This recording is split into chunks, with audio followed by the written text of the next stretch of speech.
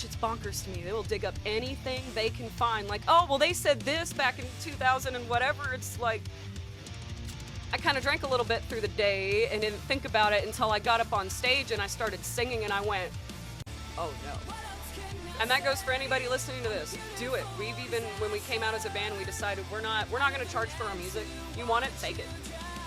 Is there anything that you've written that's had like a super deep, special meaning? Even think about it, I might cry a little bit. It used to be I couldn't even get through singing the song without crying, but it's called, oh no, I'm gonna cry. It's a necessary evil, you know, and I'm not knocking bands that throw a bunch of covers in their set. Like, I get it. People want to go to shows and sing songs that they know, but because Love is a Battlefield hasn't really been revamped yet until now. But, how does the reality of being in a band compare to what you initially expected? It's, if somebody had told me that writing the music and performing was the easy part, I wouldn't have believed him.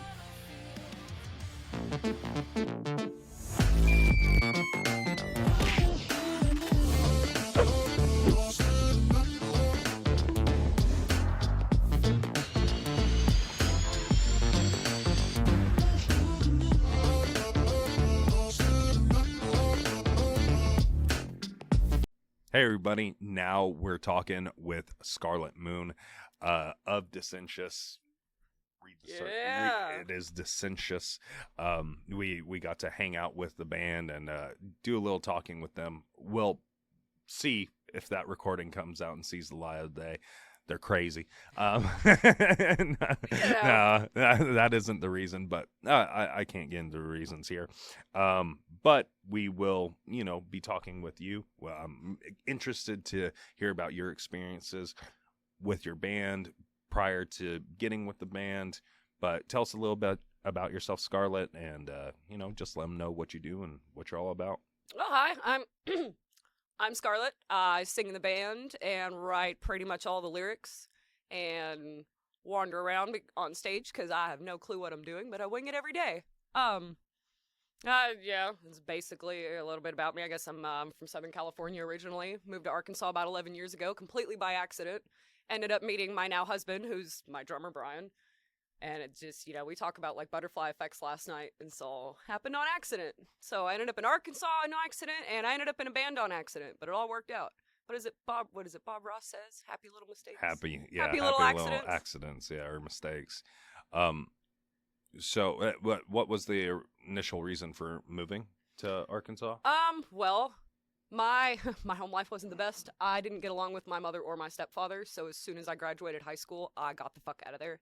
And originally, I wanted to go back up to Iowa because I lived up there for a little while, and I wanted to go up and be back with my friends and stuff up there. And so I was 17 at the time when I graduated. In the state of California, you're considered a legal adult either on your 18th birthday or when you graduate high school, whichever one comes first. For me, graduating high school came like 6 months earlier than me turning 18. So I left to Iowa, and my mom called me in as a juvenile runaway. And so I called my dad, who was living down here in Arkansas at the time, and he's like, well, she can't extradite you back to California if you're with me, because technically I have custody rights, whatever, with you too. So my dad hauled ass. He made a 10-hour drive in 8 hours to come and pick me up from Iowa. And no sooner after we crossed the Iowa border, the people I was staying with called me, and she's like, guess who came to the door looking for you? I said, who? She's like, the Burlington Police Department. It's like, oh shit. I said, you tell them where I went? She's like, nope, I told them I haven't seen you and I don't know what they're talking about. And I was like, good girl. So my dad enrolled me in college down here to keep me from all that mess. And I just stayed down here. I was only supposed to be down here for like 2 weeks. We were like, oh, we'll blow all the smoke away, let this all clear out. And it didn't. So I ended up here. And like 6 months later, I met Brian. So... Yeah, I actually graduated from high school at 17 too. Hey, small world. I didn't have any.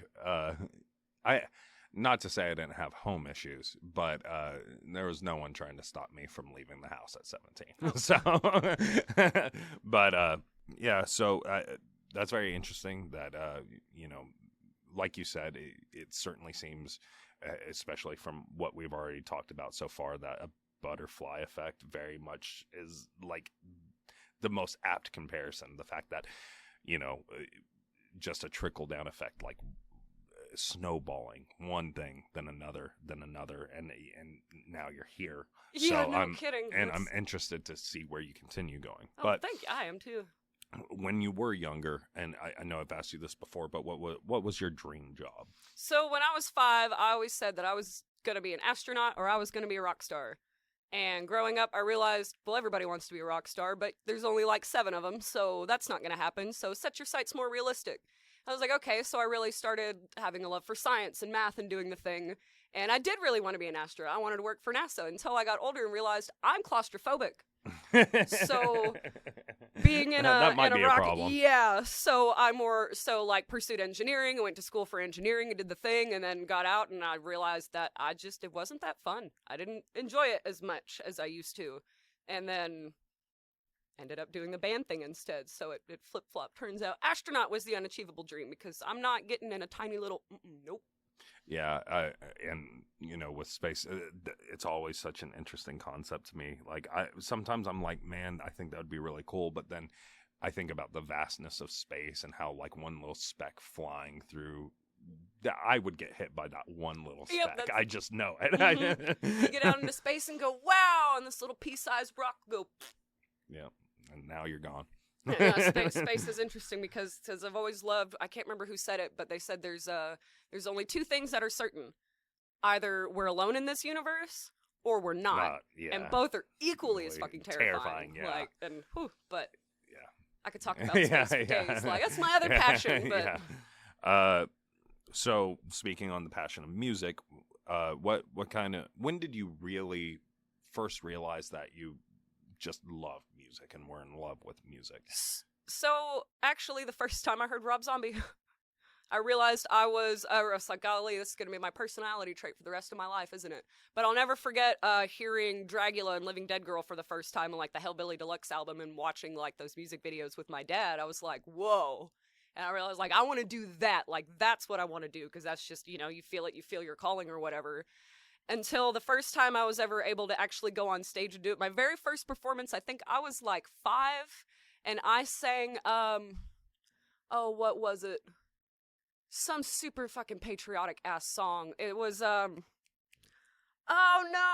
was it? I can't remember the name of it. Anyway, for a school talent show, and I was doing really fine. I was really excited, and my dad said that he's still never forgiven my mother for this, but she's like, aren't you scared? And I'm like, why? She goes, there's all those people out there. And then I went, oh no! And I damn near froze on stage, and it terrified me. But I realized, like, that was a lot of fun, and I like doing it. It's just, wow, you know what? You're right. There is a lot of people out there, and I should be scared. So I was for a really long time, but then just loved it. Sit in my room and jam to, like, Avril Lavigne and Kelly Clarkson and hold my hairbrush and pretend that I was a rock star, So just, I guess I've just always known. Yeah, I think a lot of people have that experience of at least one point in their life having a rock show in their bathroom or in their living room. But yeah, to see that you're actually turning it around and actually pursuing it is something entirely different. And so that's why I'm grateful you're on today. Oh, so thank you, man. I'm grateful you can let to them be know here. what that transformation is like, and in the midst of it, going through that transformation yourself. It's a lot different than I thought it would be. Yeah. Who were some of your, biggest musical inspirations? Who do you look to as far as current, like, do you look to anyone in the new generation? Is there stuff that you like to pull from the old? Who are your idols, so to speak? I have ADD, and we don't like new things because it gives us anxiety. Yeah. So I still jam to the same, like, 2008 metalcore that, whatever. But as far as people that I really looked up to as, like, singers and vocalists and performers, I guess it all started with, honestly, Kelly Clarkson and Avril Lavigne. Like, those highs, the first time I ever heard Kelly Clarkson hit some of those highs in her older albums, I was blown away. And just, like, it gave me goosebumps. Of course, I don't really listen to her much now anymore because I don't listen to a lot of pop music these days.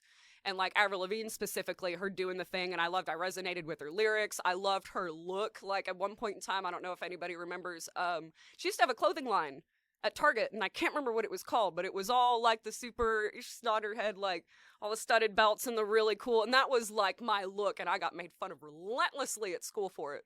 mostly by other girls in like layered Aeropostale shirts. Weird how that works out. But really loved that. And then as I kind of got older, I was really inspired by Brandon Urie from Panic at the Disco. Just his range and his ability to perform and put on a show, and his freaking lyrics, dude. A Fever You Can't Sweat Out, perfect album. Favorite album ever. And now as I get a little older, I also look to, there's a metal band from Sweden called Avatar. And their lead singer, Johannes, excellent showman. Like, we got to see them up at JJ's Live up in, is that in Fayetteville? Yeah. I think, yeah, we got to see him at JJ's, and just hands down best metal show I've ever seen in my life. They're just ability to, he walks up on that stage, and that stage is his. And it's like, I want to be that. Like, I look up to that. I want to put on a show like that. I want to put on a show that people forget that 2 hours have passed, you know, because it's just so fucking fun. I want people to come to my shows and keep the confetti from my shows on their nightstand like I do from Avatar. Like, those, so a lot of that. And I think my answer to that question changes every time somebody asks me, because I'll end up thinking about it more and more and more, and I'll go, oh yeah, this person, and oh yeah, this person. So that's a... Well, there's a lot of musical talent to pull from, and there's hugely, like, you look throughout the history of music itself, and like the vast array of different sounds and different, like and to your point, like, I think you mentioned Freddie Mercury last night, like, yes. so oh my gosh, his showmanship, his ability, his vocal range, insane. And even if it's confidence and charisma, that's the thing, man. And that's also the thing about being on stage. Like, you either have the charisma to do it or you don't. I don't really know that that's a thing that can be learned if you don't have the, because I've seen really amazing singers that get on stage and they're just, you know, they don't do anything on stage. They're so in their head about their own performance that they can't have fun. It's like, well, you're an amazing singer, but you're boring to watch. And that's... Right. And like, I think that's often something I translate to, like, because I noticed, you know, growing up listening to certain songs and certain music, then wanting to see those bands live, then getting to see them live, like, certain people are just better in the studio. Mm-hmm. It just is where they have the help from you know, all the techs and everything that they need, and some people are just born to do it live. Like, it's a whole nother level. Oh yeah, it sounds as immaculate as it does in the studio, and maybe even better with that extra personality that you get from the live performance. Even if you go to a show and the band puts on a even if it does, I hate going to shows and it sounds exactly like it does on the album, right? Because it's like, man, I could have just stayed home and bumped your album and not spent $70 on your shirt, Beartooth. But speaking of, you know, because we went and we saw Beartooth, and everything sounded damn near exactly like on the tracks, but they put on such a great show, and the singer put on such a great show, and I cannot remember what his name is. Oh my goodness. But put on an excellent show, and he sang it just like a little bit slightly different, or there was like a little bit more of a hurrah, but as far as like actual production on stage was amazing. I can't imagine how hard it must have been back in like the early days of doing music before we were able to have things like MIDI pads and 808 pads and stuff where you could put those kinds of backing track through the speakers and make it sound that way. Like, whoa, to be a musician to have to do all that like back in the 60s and 70s, and equipment was heavier. Like, we're spoiled. I'm glad to live in the future because we can do all that cool production stuff on stage. Yeah. And my dad specifically, when he heard Beautiful Disaster like actually produced for the first time, he's like, well, it's not going to sound like that on stage, is it? And I'm like, yeah. He goes, what do you mean? You can do all that? I'm like, yeah, Dad, we can, like, all of it. All of it. He's like, huh.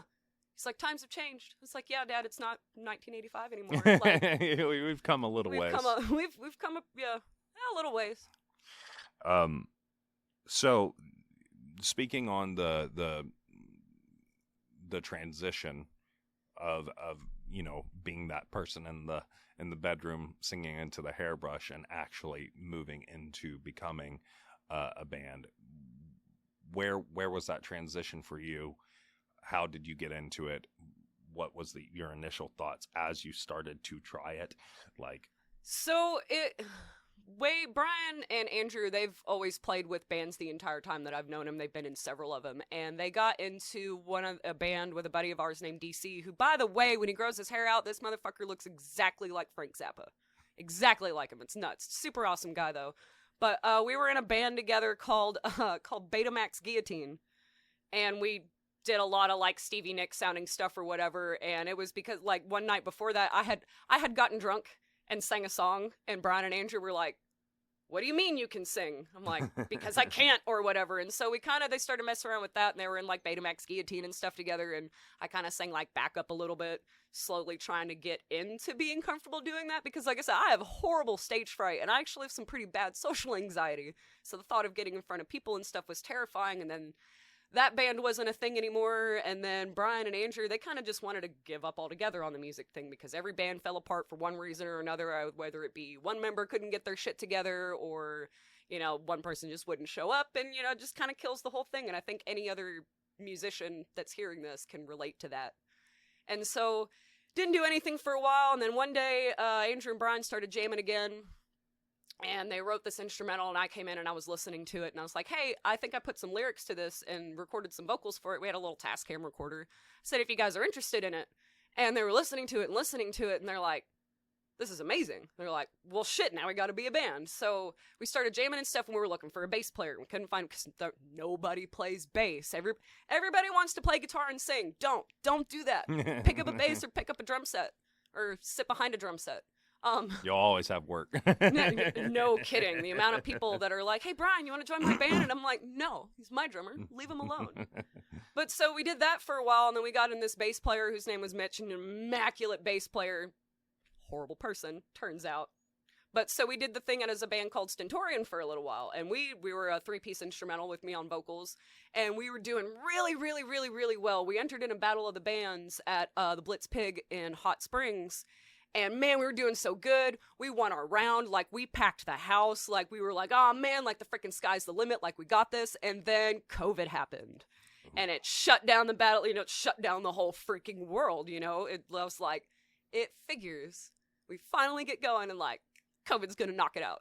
Because I even found out later, Brian said he was gonna propose to me at the finale. That's what he had planned, you know, because he knew that was like my dream proposal or whatever, and like we never got that, and then we ended up getting married later that year anyway. So I never got a proposal, period. It was just something we talked about. I was like, man, you know, we talked about a Halloween wedding, like this one's gonna be on a full moon and a Saturday, that's perfect. And he's like, let's do it, and I'm like, okay. But so, you know, that happened, and then during COVID is when, you know, some things came to light about our bass player. We were like, yeah, you know, we're just gonna. So me and Brian and Andrew specifically, we got in a really bad depression for a little while after that, because like it took everything I could to convince Brian to go back into music again, just for the exact same thing to happen. Somebody couldn't get their shit together, and then it's just like, you know, like, what the fuck are we doing? Like, why are we even doing this? You know, obviously it's just not meant to be. And then one of my best friends at the time, she's like, well, hey, I'll pick up and learn bass. You know, let's play shows again. Let's do the thing. And we're like, nah, you know, maybe. And I was, of course, I was itching to get on stage again, because, like, how can you let me do that and then pull it from me? Like, there's no way. Like, I have to be on stage with again. That high. And then we just got together and started doing the thing, and it turned out that people really liked what we were doing. And now we're Dissentious. Yeah. And it's really cool, and I think it's awesome, especially with the current roster lineup that we have. Like, all four of us, we really, really want this. There's, like, no excuses about, you know, not being able to come to band practice, or not being able to stay late, or not being able to... It's amazing what you can do just by changing up the roles a little bit, and actually being able to find a group of like-minded people that really want to do the damn thing. Yeah. Yeah, it's definitely better to be working with a group of people who all have the same goal and are willing to trench through the mud with you. But I'll tell you, going from singing in my bedroom with a hairbrush to being on stage in front of 10 people is terrifying. It was absolutely terrifying. I know I told y'all last night, the very first time I ever got on stage and performed with Stentorian, we played Langley Music Festival, and there's a video that one of my friend's girlfriends at the time got of the whole thing, and our opening song was we went on stage to the Halo theme, because like that's a badass song. Steve Vai is the shit. But you can see me off in the side there, kind of pacing back and forth, you know, waiting for my cue to go on stage, and then all of a sudden you see me go out off camera, and then right before I hit my cue a little bit later, I'm back up on stage. I had to run to the bathroom and vomit about 3 times. I was terrified. Because even before, friends like, here, like, take a couple shots of Crown, you know, take the, you know, the edge off, and I took a shot and immediately puked. Because, like, I can't. I was so, the entire time, I don't think I even remembered the set through. All I could hear was my heart pounding, and me hoping that, like, I don't look stupid on stage, you know, it's terrifying. And then I get off stage, people are like, oh, you're so good, and this and that. And I'm like, well, that was my first show. And they're like, shut up. I'm like, no, like, that was my first time performing, doing the thing. And it, terrifying. Like, I'm shaking thinking about it, how scared I was. Like, very, very scary, but worth it. The most terrifying things are always worth it. Yeah. You just got to take that first step. Yeah. And I imagine, like, that response afterwards was also very exhilarating. So to go from that extreme anxiety to that rush of, oh my God, like, almost euphoria. No kidding. It was, and even, we met, he was the original singer for a band called Dark from Day One, and I can't remember if that was their original name or not, but his name is Joshua Stewart. If you're hearing this, Josh, fuck you, but I love you. A little inside joke that we have.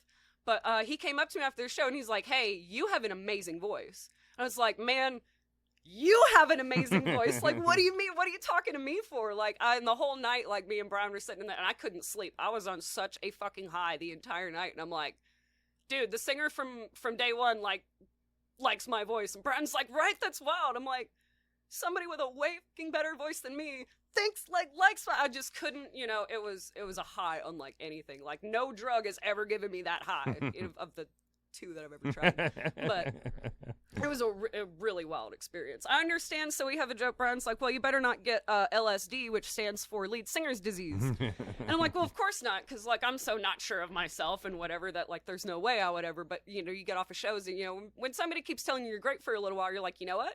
Maybe I am the shit. And then I have to humble myself because I'm like, oh, this is how LSD happens. Like, no. Yeah, I definitely understand that. I've seen way too many people get killed by a big ego. It's like, man, you were really cool when you were humble, but now, like, go fuck yourself. Like, you're not that special. Like, come on. Yeah, there are other talented people out there. You're not the only one. So the name Dissentious. How did it come to be? So we could not come up with a name. Couldn't do it. Couldn't agree on a name. Even if one person pitched a name that wasn't already taken, one member was like, no, that name fucking sucks, bro. Like, we're not doing that. And so we were set to play Spa City Rocktoberfest, like 4 or 5 or something, was set to be our first gig as this band that didn't even have a name yet.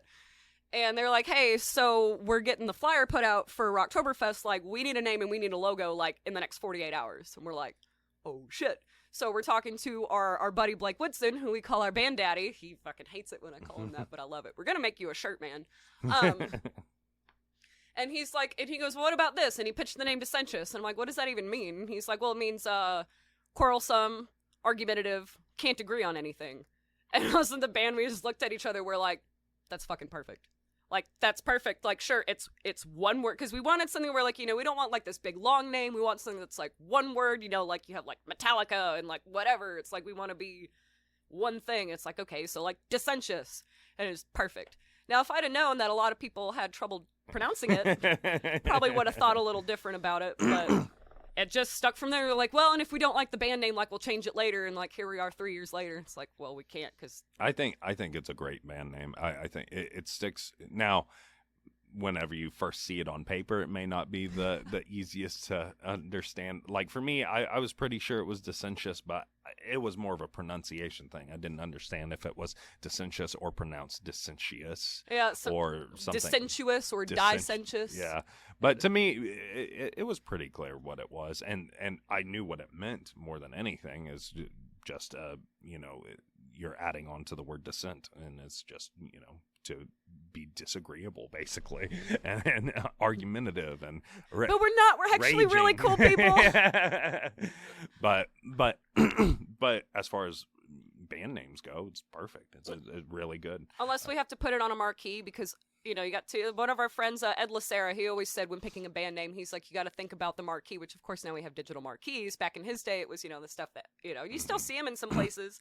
But he's like, you know, you got to think, because he goes, you got to think those people have like a limited number of letters and they got to do both sides.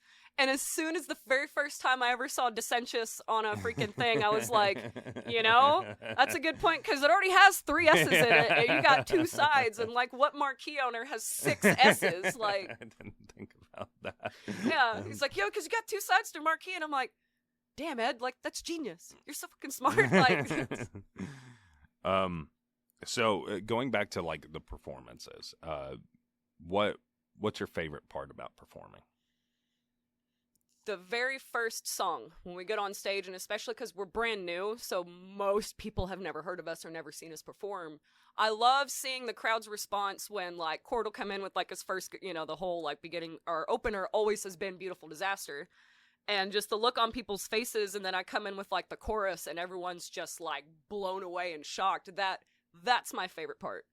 And then I love at the end when people are like, what do you mean? Like, I want another song. It's like, well, we only have like a 50-minute set, so sorry, but come see us at the merch table or whatever. And then it's after the show when people come to the merch table and they're like, I don't even care if they don't buy anything. They just come and hang out and want to take pictures and do the thing. And that's probably my favorite. The very, very beginning, and then when it's finally over and I can get off stage and go have a beer and calm my nerves is like the best part. But definitely the very beginning, I think, getting on stage and be like, this is what we got, and people go, that so mind blowing, that part where you blow their minds and then you get that it's like, feedback. Whoa! You're like, yes, that's exactly what I wanted. I love it. I feed off it. I think. Yeah, I think most performers do.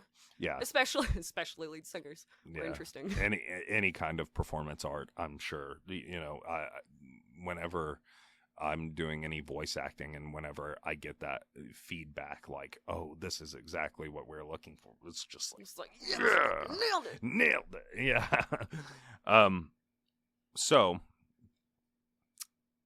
I think we mentioned this before. Now it is becoming more common, but prior, especially in this genre, not a whole lot of front women. It's a pretty male. It's a sausage fest out there for metal musicians. Yeah. So, what is it like being a front woman for a metal band, and what are some challenges you feel like you've faced and adversities you've had to overcome, both from the industry, from your own bandmates, from other bands? Like, everybody thinks we're Evanescence. And it blows it used to be like Evanescence. I just, because Evanescence is great. And then I hear it over and over and over and over. And it's like, you don't see a male coming up to somebody and saying, oh, I'm in a band. And they just ask, oh, well, what's your sound? What do you sound like? They don't say, oh, you mean like Disturbed?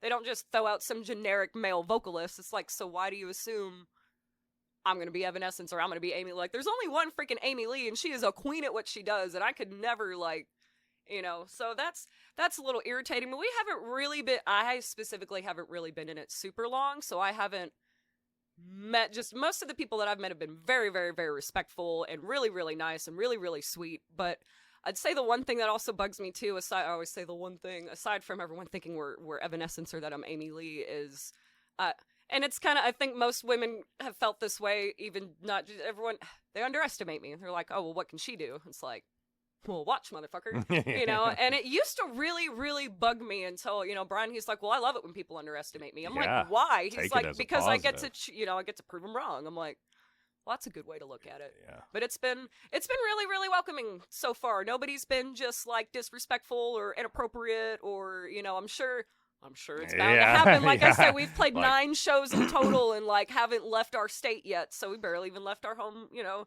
areas, but like, so far, so good, and I'm hoping it stays that way. But I've heard some horror stories from other people that have like toured, but as you gain that popularity, it's undoubtable that you will come across that. I hope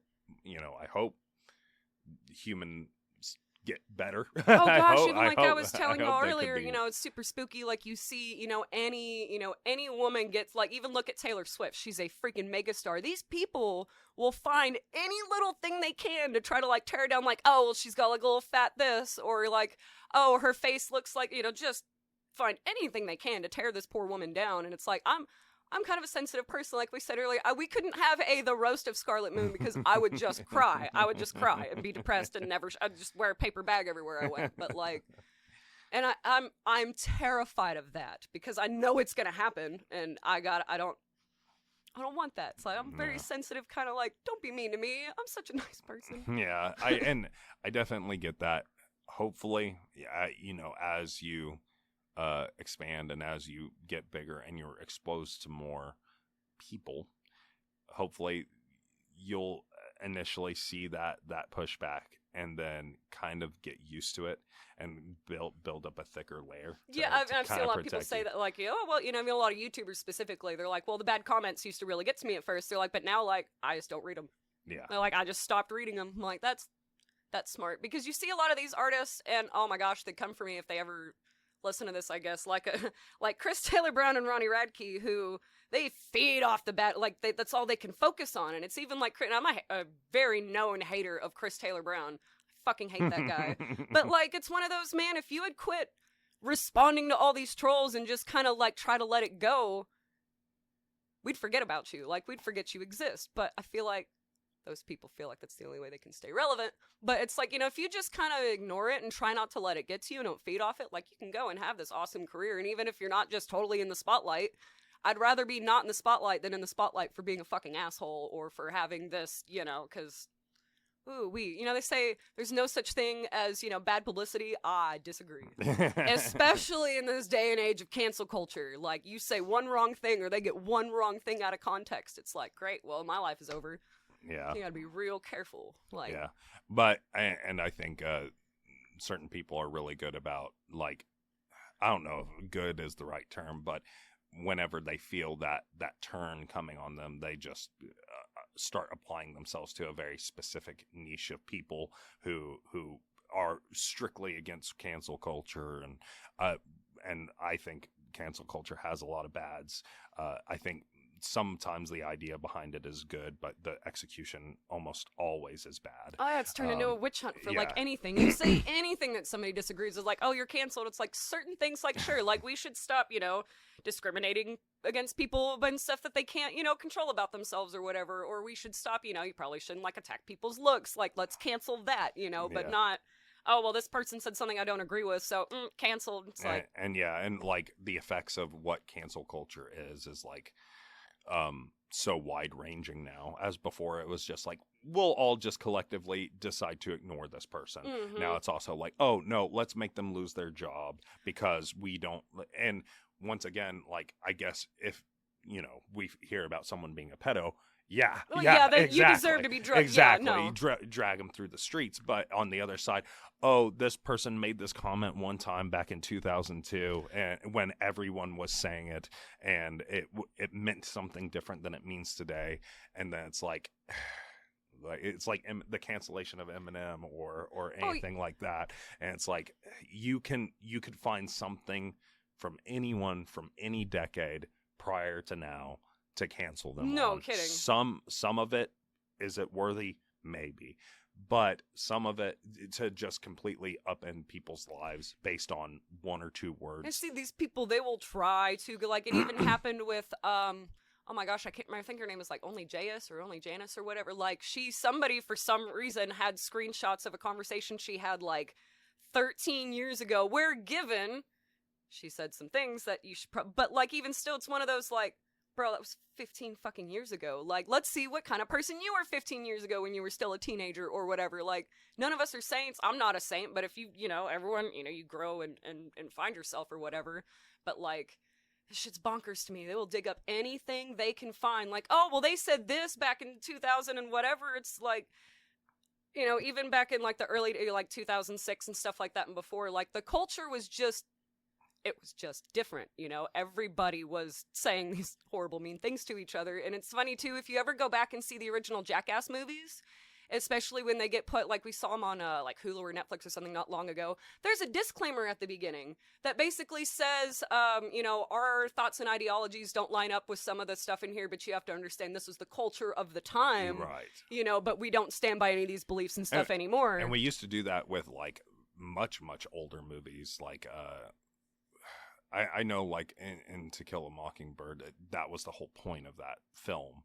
But there are other ones, like other old cartoons, where it's like how they draw or the character, the crows in Dumbo, or like where it is explicitly what it is. And nowadays, it's like stuff that didn't age well, like at all. Exactly, but at the time, if you were living in that culture, like that was normal. It was just considered. It's just normal. like, it was super normal. Like, especially a lot. It makes me really like, I hate the FAG word. I hate it. I can't stand it. I'm, I'm the B in LGBTQ, and I've seen that word, like, really, really hurt people. I've seen it really, really hurt me. So I hate that freaking word. But back in, like, in the era we grew up, everybody, everyone in the punk scene, fucking just everyone, oh, you F that, this, that, or whatever. And especially, like, you look at, like, Jackass and stuff, of course, everybody was calling each other that. And now it's like, ugh. Yeah. Well, that didn't age too, well. But when it came out and we grew up at the time, that was normal. Like, we didn't look at it and go, oh, wow, I can't believe you're saying that. We just kind of... pull us away from the cancel culture. Yeah, anyway, I know we could rant about this for a day. What am I here for? Yeah, yeah. How does the reality of being in a band compare to what you initially expected? It's if somebody had told me that writing the music and performing was the easy part, I wouldn't have believed him. Because, like, for me, I was like, oh, that's all there is, right? You write the music, you get on stage, you perform it. Oh, no. That's the easy part. Getting everybody together for rehearsal, that's hard. Recording is a very long and very expensive process. And, like, we have to play not only just musicians, but, like, we're marketers, we're social media managers, we're our own booking agents, we're our own lawyers, because we're trying to figure out how to, navigate certain things, because you got to do some stuff legally when you have certain income coming in. And, like, we're trying to navigate and figure all this out.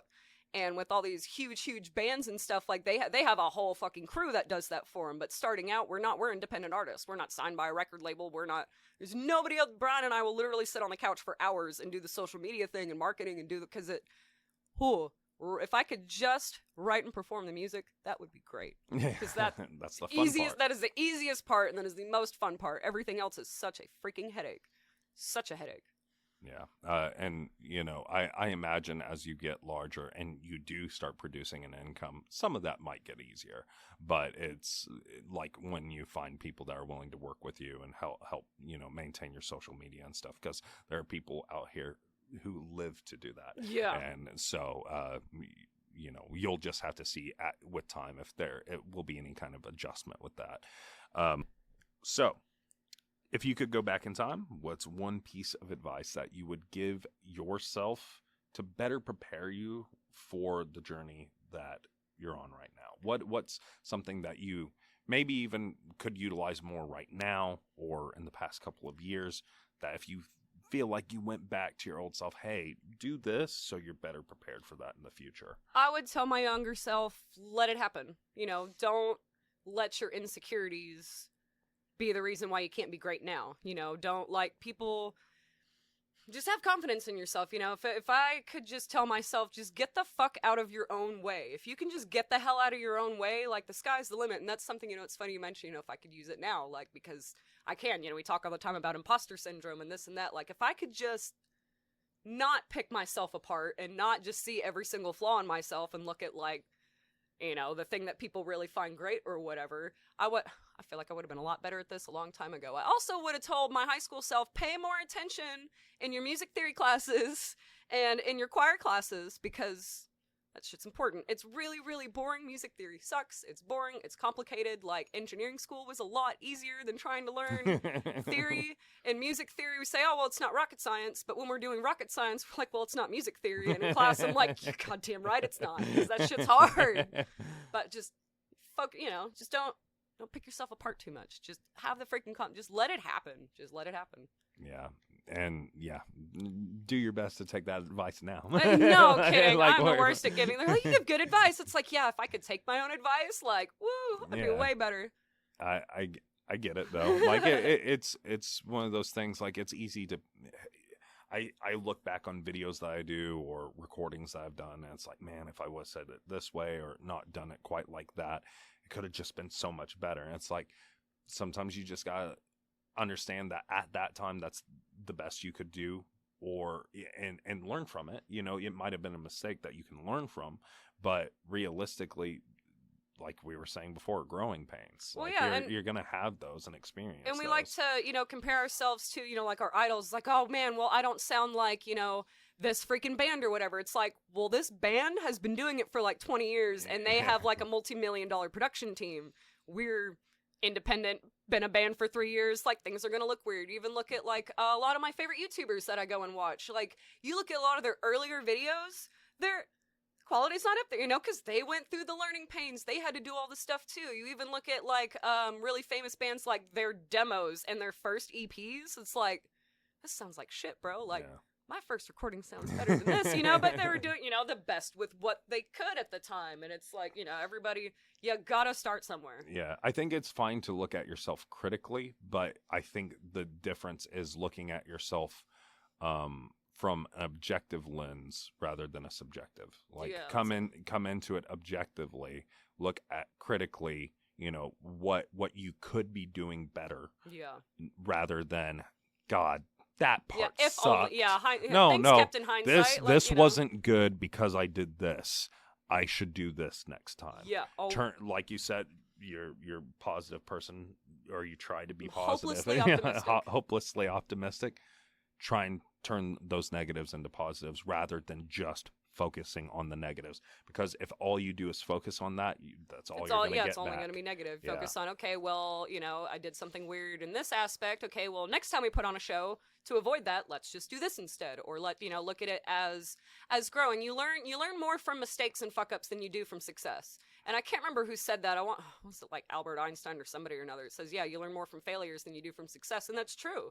You know, you have to fuck up a lot of times so you can figure out, you know, you learn all the wrong ways to do things so you can learn how to do things the right way. Yeah. And that's just part of life. If you do everything the wrong way once, you will eventually land upon the correct way, and then that's the way you take from then on, you know, until you run into another brick wall, and then you just do it again. You gotta have some L's to get some wins, so like, you know, you just gotta keep moving forward. You can't let it just stop you. I mean, how many times have, like, skateboarders fallen off their skateboard, got back on it, did the trick better, you know, like, can't let a couple scrapes and bruises keep you from going. Yeah. And in the same vein, is there anything, like, so far with the band that you've regretted doing, or you would do differently if you were given the chance?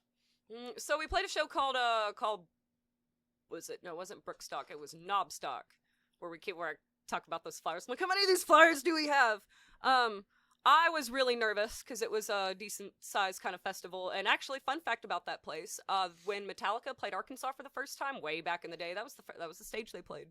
Was at Grayson Farm. Super cool. But I was really nervous, and we had a while to kind of, like, we got there real early and we're hanging out. We were kind of later in the night. I kind of drank a little bit through the day and didn't think about it until I got up on stage and I started singing, and I went, oh no. Like, and I was like, because I could tell, oh my God, and I always hated this fucking cover. We did Rainbow in the Dark. And that's a really hard song to sing anyway, let alone, I stood up and I was like, oh fuck. And Brian's like, what? I'm like, nothing, I'm fine. And then I went, oh no. We did Rainbow in the Dark. And of course, you know, I was pretty inebriated and you can't hit highs.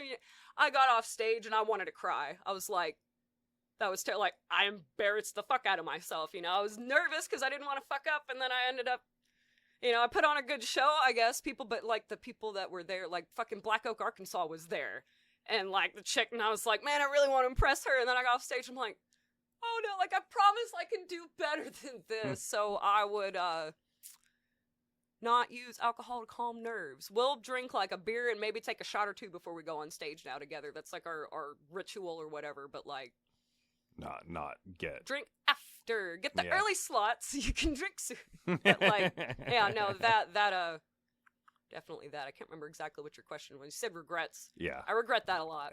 I hear really you. like to go back and then like show him. Plus, I also would have gone way back and told myself to quit smoking a lot sooner, because between our first couple shows and then we played Brookstock in where I believe, is it in Dover? Yeah, Brookstock in Dover. Awesome venue, by the way. Super dope place. They're gonna have Brookstock actually on Saturday. Some friends of ours are playing. We're gonna try to go, but that was the first show we played where I had quit smoking, like completely stopped smoking cigarettes. It had been a while, and our buddy Blake Woodson, after we got off stage to do the thing, he goes, I didn't recognize your voice. I was like, what do you mean? He's like, that sounded so good. He said, I better never see you pick up another cigarette ever again. And like, I'm gonna smoke when I'm a little inebriated now, but I haven't bought a pack of cigarettes in like, golly, over a fucking year, I think. And you know, and I would have told myself quit smoking a lot sooner, because it's so much easier to say. My range, I can hit highs that I didn't know I could ever hit, because nicotine sucks, and you don't realize just how much of a thumb it's got down on you until you quit. Like, nicotine ruins everything. Ruins your voice, your sense of smell. I couldn't taste things. You know, I was out of breath walking to the fucking mailbox. Like, I would have quit smoking a lot sooner. I regret that. I regret not quitting sooner.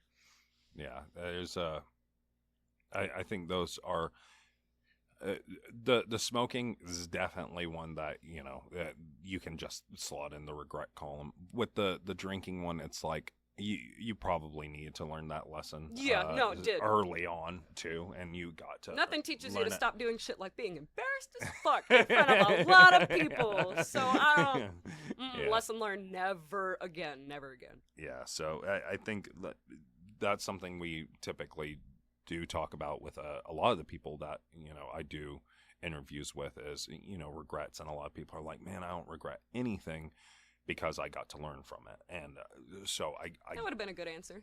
well, no, but honestly, like, with your profession, like, singing is kind of important and your voice is kind of important. So stopping smoking, kind of important. Kind of important, yeah. That one you can definitely chalk into. I think you can chalk into the regrets. There was no real positive upside to that. No, not at all. So, but on the other side, like the inebriation, like, you were trying to control your nerves, but you ended up, you know, at least in your eyes, making a big mistake, and at least you learned from that. Now you know, I'm not going to do that again. Nope, not a. And early in your band's career, Thank too. God. Yeah, I always feel so hard. You see a lot of these, especially really famous musicians. Even, you know, I think it even just happened with Jane's Addiction. One of the the lead singer, looked like he got really, really drunk before going on stage, and then whatever fight ensued, that's what, you know, and you see it happen with a lot of rock stars and a lot of stuff. And it's like, man, because I know that, I've never made an ass of myself that big, you know, but like, it's like, oh man, the embarrassed, like, I can almost understand the anxiety, like the next day you're gonna, I just always feel bad. It's like, man, that's really sad, you know, and you think, embarrassing yourself like that, like I did, would make you go, you know, never again. But I'm also not a rock star. I don't have that kind of pressure and that sort of. I can only imagine, it's just how much pressure that is to be under to do the sort of thing. Because because you do see the meltdowns, you see the if I fuck up in front of 10 people, oh no. But like, you do that in front of thousands. It not only is it going to be on video and you're going to see it your entire life over, and people are always going to, like, that's what they're going to know you for. So like, I wish we could have done this in a day and age before cell phones, because I'm so just something is going to be taken out of context, or I'm going to say one stupid thing and it's going to be immortalized forever. I have the worst open mouth insert foot syndrome ever. I will also say, I feel like the news cycle goes so fast that, depending on the size of, like, your band at the time, right? Like, right now, it will always be around. And like, let's say you did say something stupid and unintentional, or it wasn't in the correct context, whatever the case may be, and it pops up 8 years from down the line while you have record deals and whatever. That's where my concern comes in, because it's like, obviously dig up stuff from now that you're successful, everything to tear you down. Or someone's gonna find some cringe video I posted when I was 14. But if they bother with it right now, that it'll just be like, why do you give a fuck? Like, what? And then people will move on. So like, I definitely get the concern for it, but, you know, hopefully, I also think a lot of people have started to turn on cancel culture too. So it's like, a lot of people are starting to see just kind of how ridiculous a lot of stuff is. Yeah, it's the lengths that it goes to. Not the concept can, in certain niches, make sense, but then once it's certain things, across a broader certain range. Actions should get you canceled as a human being. You know, like we talked about earlier, like if you're gonna, you know, assault somebody or do that, like, really horrible, terrible things, and that sort of, like, you know, if you found to be a fucking pedophile, like, yeah, we need to drag you down the streets and beat you to death. Like, you need to be canceled. But something as dumb as, like, making an ill-timed joke or, like, saying something a little spicy or whatever, it's like, okay, come on. Like, what's the big deal? Like, you can't tell me you've never said something that stupid to, like, to your friends or with your family behind closed doors. You're just lucky enough that it wasn't on camera, you know? Like, nobody gives a shit enough about you to record everything you do. So, God forbid, by mistake gets blasted. Like, that's the way I see it. It's like, well, you're not perfect either. I bet there's tons of shit that you've said and done that would get you punched in the face too. Like, almost like we're human. Yeah. What a crazy, concept. crazy thought. So, with being a front woman, and like kind of going back to the idea that there isn't that many within the industry, especially in your genre, what do you think people most misunderstand, or what kind of like maybe expectations, or what do they lack an appreciation for, do you feel?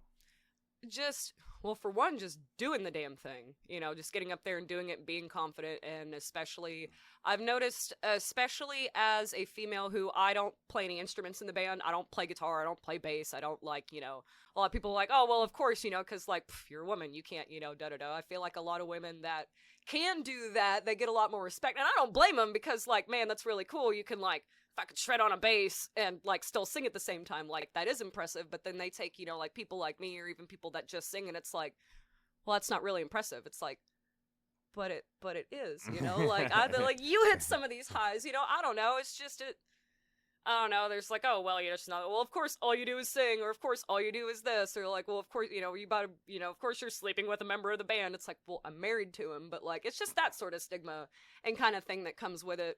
And especially in, like, when I tell people, oh, we're an alternative metal band, they're like, oh, so do you scream? Because a lot of the women that are up and coming in metal, they are screaming, and they're hitting those low growls, and they're just like doing this incredible thing that I wish I could do. They're like, oh, so you scream? And I'm like, no. And they're like, oh, so you're like really pretty opera highs. Like, it's like, no. Like, and people, what do you sound like? We fucking sound like Dissentious. I don't know. I sound like Scarlett Moon. The band sounds like Dissentious. Like, I don't know what to tell you, but they just expect so many things. It's like, no, we don't really do that. They're like, oh, well, that's not that impressive. It's like, well, you know what? Here, listen to it and you tell me. And if you don't like it, tell your friends we suck. I don't care. Yeah. Like, you know. Buy the merch. Yeah, buy the merch. I'll sell you a shirt that says Dissentious sucks. sucks. I wasted time and an hour listening to this shitty band, and I'm like, I was a stupid t-shirt. I think that's one of my biggest dislikes about, especially the metal genre, is the amount of snobbery. Oh, the like, gatekeeping, and especially by like old smelly dudes. It's like, come on, like, especially as a woman, and every woman that's ever been in the scene can tell you, like, each of us have had a story, I'm sure, about some weird smelly guy being like, oh, you're wearing a Beartooth shirt. Name five songs, and it's like, go fuck yourself. Like, name one instrument you can play. You know, and it's ridiculous. It's absolutely, it's stupid. There's a lot of dumb gatekeeping in metal, but I feel like the community as a whole is getting a lot better. Like, you know, you go to an actual metal show, most metalheads are really amazing people. Cool. Yeah. And like, every time I've ever been like pushed down or fell down in a pit, I was immediately picked back Yanked up. up. Most metalheads these days are very, very, very respectful, and especially been very respectful of me as a female and whatever, because every single I've, you know, walked through venues in the past and like had somebody grab my ass or something, or just, and it's ridiculous. I think every female has gone through that, but they're a lot more respectful than I expected them to be, especially as a front person. Like, I even have a good friend of mine, Jade, she likes to crowd surf, and I'm like, girl, you're nuts. Like, aren't you terrified? Like, someone's just gonna reach up, and she goes, it's actually never happened. I'm like, that's surprising, but that's awesome, because I feel like that would have happened, you know, 20, 30 years ago, but now, like, people are becoming a lot more respectful and a lot more inclusive, and the whole equality thing is getting a lot better. It's a lot better than it's ever been. You know, we still got a little ways to go in some aspects, but, like, it's got a lot better. It's not as bad as I thought it was going to be. Some people like to focus on the negatives we still have, but, like, if you compare it to even just 20 years ago, like, and then even further, you compare it to 20 years before women couldn't open their, we're not legally allowed to open bank accounts until 1974. Right. That's not that long ago. Right. It's not, it's genuinely not. We've come so far. That's why I'm not just like some man hating, oh, well, you know, because all men hate women. It's like, no, we don't like being put in a box. Why do we put all men in a box? Like, there's amazing people out there, and there's really shitty people out there. Why do we put anyone in a box? No kidding. Let's let people describe themselves and show themselves for who they really are, and then you can make your judgment. Mm-hmm. I think, I won't judge you by the way you look or the way you carry yourself, but I'll judge you by your actions, by the way you treat other people, you know? If you can just be cool and kind, like, it's not that hard. It takes I less think effort. A really important man said that. It takes less effort to just be a Content cool of their person than it character. is to just be fucking angry and mean all the time. It's just so much. It's so exhausting to be mad at the world all the time because I used to be that way until I why am I wasting my time getting this stressed out Time over, and energy. over and- stupid shit, So I just hope the world can heal. We need to heal, man. There's so much crazy stuff going on. Collectively need to heal. Oh my gosh. Business side, navigating, like getting booked for shows, promoting the band, finances, like what is your role in it, for one, and for two, like how do you go about doing it? Because like I barely navigate with my voice acting and the podcasting, and I'm working on the YouTube and like all kinds of stuff, so it's like, how do you do it? We've actually gotten really lucky. All the shows that we've played so far, people reached out to us. And it's just been like friends. They're like, oh, hey, we're doing this festival. Like, does your band want to play? And it's like, well, hell yeah, sure. We haven't really had to like really get into people's, heads and stuff and ask like, hey, can we play this venue? Can we do this? But we have it planned sort of in the future once we get back out and have the ball rolling and stuff, like how we want to reach out to some of these venues and how we kind of want to do the thing. As far as like marketing, we're winging it. Honestly, I have asked ChatGPT so many times, like, okay, so you're a band promoter, how are we going to go, what's the best way to go about marketing, a song that's like this or this kind of thing or whatever. And it'll give some really good advice. Like ChatGPT is an excellent tool if you utilize it intelligently. Great tool. It's not a replacement for, bona fide writers or anything like that, but a tool that you can utilize for like several different things. Highly recommend it. Oh, it's amazing, especially if you can learn how to manipulate the prompt. You can get the best out of your... But so that's kind of how it's like, okay, well, you need to put like such and such a content, and this sort of thing is what gets the most attention. And we're like, okay, so how can we do that? But the most awkward part about doing the whole thing is nobody likes to talk about finances, especially because like we're taught, in our first jobs, like, oh, well, you can't talk about pay, which is so ridiculous. It's because they don't, we all know why. Not going to get into that, but it's one of those, don't be afraid to like go to whoever hired your band and be like, hey, so we're done. We need paid. We need this much money, you need whatever. And like, don't undersell yourself. That was something like we talked to some of our friends in bands who were like, hey, somebody asked us how much we charge. What do we say? And they're like, well, what are you worth? I'm like, I don't know. That's why I'm asking you. Like, how did you price your stuff? And they're like, well, that depends on all these different factors. And it's like, an hour later, we have this conversation. It's like, you still didn't help me at all figure out what to... And that's the hardest part in navigating it, but kind of sort of figuring it out. It seems the industry standard starting out is like $100 a member, which you'd be very, very lucky to get. In most circumstances, we've not been paid that much. But what we've been like... Don't go into music for the money, because you don't make, like we said last night, after Beautiful Disaster and You've Met with a Terrible Fate being out, we have made a whopping $1.40 off of nearly 7,000 streams collectively. So, like, there's like no fucking money to be made in doing that. But it's weird. It's really weird, doing that side of it. It's hard. It's difficult. It's not the fun part. No, sure. I can see why bands hire other people to do that shit for them. Yeah. And like I was saying before, hopefully, over the course of time, you guys can focus on more of what you enjoy, and hopefully I think that your music speaks for itself. It's great. I enjoy what I've heard so far. I'm excited to hear more from you guys. So I'm really looking forward to it, and I think you will, make some more off of the streaming. I think once your music continues to get out there, more people will be hitting you up for. We just got to find our niche. Yeah. We've been trying to get into, especially Beautiful Disaster, because, one of my friends, she's like, man, I can just hear or I can see like action scenes and this or whatever. And I'm like, man, you really can. Of course, the four of us in the band, we're all a bunch of nerds. We love video games. We love gaming. We love all that kind of stuff. So we're like, well, what if we could reach out to one of these really big, like, streamers and say, hey, can you, like, throw Beautiful Disaster in one of your montages or something? And we've not quite figured out how to go about doing that yet, so we haven't. But we're like, man, even if we just get into, like, the gaming niche, because the gaming niche specifically has a lot of rock and metal music, because it just makes sense. You can't, like, run in and shoot up a bunch of people Call of Duty style to, like, Miley Cyrus or something. That's weird, You want something heavy and driving to, like, make you want to go in and kick some ass. I'm part of a thing called Game Geek Grind. We do gaming. We do things. We do montages. Or we're going to be if they haven't already come out. 100%. Like if you guys are comfortable with that, I am 100% good with using your stuff in our background music, intro musics. I would, and that goes for anybody listening to this. Do it. We've even, when we came out as a band, we decided we're not going to charge for our music. You want it? Take it. I'll send you the free download link. Because that's not why we do music, to make money off of it. I'm not gonna, of course, if we like make CDs and do the thing, obviously I'm gonna have to charge overhead for that. But like, no, if you want the song to download, fucking go download it. Even today, you don't make money off your music anyway. You make it off of merch, like the beautiful shirt you're wearing. And yeah, we made that, by the way. And this buy cool the merch. You see us rocking here. But shameless plug. But it's because once I get you hooked with the music, like the rest of it's just gonna come along with it. But if I don't want to lock our success or behind a paywall, everyone's broke, times are hard, rent's like $7,000 a month in some places. So like, here, enjoy our music. Enjoy music, Go rage at your job to Dissentious. Like, and then if they enjoy the music enough, the money will come. Yeah, I can come check out a show.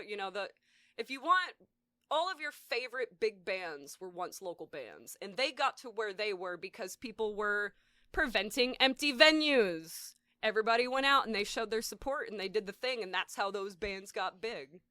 Which is why I get real sad when people are like, oh, well, local music sucks. It's like, you haven't even gone and explored, like, your town to see, like, not every local band's gonna be amazing, but not all of them are gonna be shit, Like, go check out your local band. I love the local music scene in Hot Springs. There are so many just amazing, talented artists. I'm like, what are you still doing in Hot Springs? Like, you need to go, and they're like, oh, I just do it for fun. It's like, you could really make something of yourself, But it's just, I love it. I absolutely love the scene around here. Everyone's so just uplifting and helping. And, we have this thing about, competition happens at the bottom, but collaboration happens at the top. I like that. I like that a lot. I don't even remember what the original question was.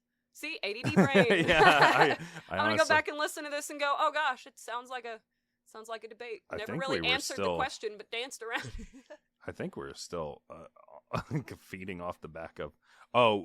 We got on to just discussing like use of your music and that's right. There we go. See, off of that. But so kind of moving on from that, it's just some random questions I'm going to throw out here. Most memorable performance for you? Aside from the bad one. I was going to say probably that one. Maxine's in Hot Springs, because that's just a really badass venue anyway. It used to be a brothel back in the day, so like it's old school and like people like write chalk and stuff on the walls, and it's just a really, really, really cool place. That one was probably the most memorable because, one, I've always loved that venue, and even before I was in a band, I was like, man, how cool it would be to play this freaking stage, because that place gets packed. It's got a real big punk and like rock scene there. It's like one of the only places a band like us can play in Hot Springs, because we are in the Bible Belt. A lot of people like country. They like, classic rock and stuff. They're not, you say metal and they're like, oh no, like that devil stuff. It's like, well, no, but I can see the stigma. But because just everybody was so welcoming, and it was just a surreal experience, because I never thought I'd get to play that stage, even though it's a very tiny little bar in the middle of bumfuck nowhere. But like it was a really, really cool experience. And it was my friend Destiny Adams' birthday, and she made it super special for me too, because she's like real close and like cheering us, and like she cheered so loud that it didn't matter to me if anybody else in that room wasn't cheering. And my profile picture on Facebook was actually, Destiny took that picture. I'm pointing directly at her and I'm singing happy birthday to her in that picture. And they're like, oh, it's so powerful. Like, what song were you singing? I was like, I was singing happy birthday. But that was probably the most memorable, for a good reason, most memorable show that we've done. That's good to hear. I mean, obviously the other one was going to be memorable to you, but you want to hear about the good too. Like I said, not only focus. And Brickstock was probably my number two, because I have the hospitality at that venue is unlike anything. Like they're like, oh, well, here's the green room back here. You're welcome to anything in the fridge. Like there's some food back there. And I'm like, oh my God, they're feeding us? Like, cool. And I walk into this room and they have this full, like, nacho fucking buffet bar looking thing with like all the fixins for nachos and like hot dogs, and you open the beer and it is stocked full of every kind of beer you could possibly think of. And I'm like, I can just can just have these? She's like, yeah, no, help yourself. Like, no, this is this. I'm like, holy shit. This woman, oh my gosh, she made homemade chocolate chip cookies for the bands. And, like, I was like, this is the, because, and it was like, man, I'm so glad that you're so like humble crying, doing the thing. this is my dream. And I'm, like, running around just excited to be here looking like a fool, because all these other bands, they've done it a lot. A lot of bands won't even go and, like, hang out with the crowd and do the thing. They'll just kind of fuck off in the green room or whatever. And I'm running around just like, oh, it's so nice to meet you, and, oh, this is really cool, and, oh my god, this cookie's amazing. Just, like, pinging off the walls. People are like, wow, like, I'm just so glad you feel like you guys are so humble. I'm like, humble? I'm like, I'm literally fucking excited to be here. But that show is super memorable in its own right because of that and the hospitality, but also because we had every single technical difficulty that could have possibly happened to us on stage. Like, Cord's amp started acting funny and going out. Emily's bass kept cutting out because, she was playing bass with us on stage at the time. My vocals completely cut out for like a good 15-20 seconds, but I still like sang it, the show must go on. And I was really, at that moment, I was really, really proud of us collectively, because even though everything was fucking up, we still, like, we gave each other looks and stuff on stage or whatever, and, like, we're, kind of speaking telepathically like bands do, but everything went off without a hitch, and nobody in the crowd realized that anything happened. I'm like, you guys really didn't notice? They're like, nah, man, that set was awesome. And we're like, huh. So just learning that about ourselves. So it's memorable for that reason, but, like, that's a really cool place. So any bands, if you're listening, you want to play Brookstock. You want to play that venue. You want that. It's an amazing, go find them on Facebook, go like and love the shit out of them, because they're awesome. They're really, really awesome. Amazing people, amazing venue. Like, they really care about the local scene and are trying to, like, really build it up. So that sounds just fantastic. Like the experience everyone would dream to have. Without so the technical cool. difficulties, So obviously. cool. I wouldn't know anything that was the about day that. I walked in on a lady in the porta potty. And I think she was already pretty hammered, because, like, I was like, oh gosh, I'm sorry, because she didn't lock it. And then I went to go shut it and just wait politely.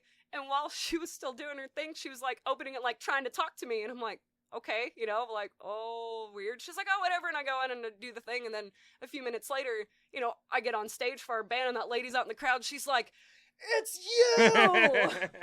I'm like, yeah! Surreal. It was wild. Great experience, it sounds like. So, onto the subject of your songs, is there anything that you've written that's had, like, a super deep special meaning? Do all of them have super deep special meanings, or is there a few that kind of stand above the rest that are, like... So, oddly enough, the one song that we've written as a band wasn't even with Dissentious that really speaks a lot to me. I used to, and even think about it, I might cry a little bit. It used to be, I couldn't even get through singing the song without crying, but it's called, oh no, I'm gonna cry. It's called Gone Too Soon, and it's about one of my best friends in high school who committed suicide. And, like, that song fucking, and it kills me that we don't play it anymore, because it doesn't really fit our sound now. That was more of like a pop punk kind of sort of rock song. But, like, that one specifically, like, I really, really, really held near and dear to me. I don't really know that a lot of my songs have a whole lot of meaning to them. I mean, some of them do. Beautiful Disaster, I mean, it's exactly what it is. It's like, hey, I'm a hot fucking mess. Take me as I am. Like, And then You've Met with a Terrible Fate, of course. It's written from the perspective of a witch being burnt at the Salem witch trials and, like, Right. vowing her revenge and stuff. It's kind of that. And then we have a song called Not What You Expected that we're in the middle of recording. And when I wrote it, I'm not really sure what that song's supposed to be about. But my favorite one, I think, that we do that really just kind of speaks to me personally a lot, and I think because it was kind of like my husband Brian helped me write the words to it, it's called The Mess You Made. And it's also my favorite song to introduce on stage. I'll say, oh, well, this next song, we wrote for my parents. And everyone's like, oh, and so this song's called The Mess You Made. And watch them go, oh, and then chord, guitar coming with, like, some really heavy shit and whatever. But that song specific, means a lot because, it's about, having, these problems and things, and it's really relatable to some other people. And even, like, I couldn't figure out what to put in a verse, and Brian's like, hey, here's these words. And I'm like, how'd you know what this song was about? And he's like, I kind of figured. And it's just, something that, all of us as a band, like, we could collectively really, feel. So that song's really, the rest of them, I don't really know that they have any meaning to them at all. Except for, so we have another song, it's actually my dad's favorite song. and it's funny why. It's called The Monster in You, and I wrote that about my mom. Because growing up, she was, you know, really, really bad alcoholic. She's sober now and doing amazing. I just want to put that out there. I'm very, very, very proud of her. She's completely sober. She's doing the thing. Like, it's all I ever wanted. But so that song was written about growing up with that and then realizing my own struggles with alcoholism, kind of getting, you know, between the ages like 21 and 25 or so, really struggling with myself, you know. That's why it says, you know, well, I saw, you know, the monster in you is becoming the monster in me. And that song really kind of speaks a lot. But everything else is just kind of... Sounds I couldn't good. really tell you what they're about. Just sounds good. Yeah, except Siren, which I wanted to record it so bad. And they're like, no, these are the 4 songs that we should do. And I'm like, we need to do Siren. It's always our closer. And it's a really good song. That song's about my ex-girlfriend from high school. And, like, she knows it. And she's like, and she's like, huh. And I'm like, you're not mad? She goes, no, actually, I'm just stoked to have a song written about me. I was like, there you go. Oh, She man. actually, her and her girlfriend came and visited us from San Diego a few months ago. Had a good time out here. Yeah. But, like, my songs aren't really about much of anything. They're about whatever you want them to be about. I like how it keeps... It's not about anything. Well. Well, then I'll think of a song like, well, this one. Well, this one. Before you know it, we're through all of your songs. Yeah, it just all of them. All of them have meaning.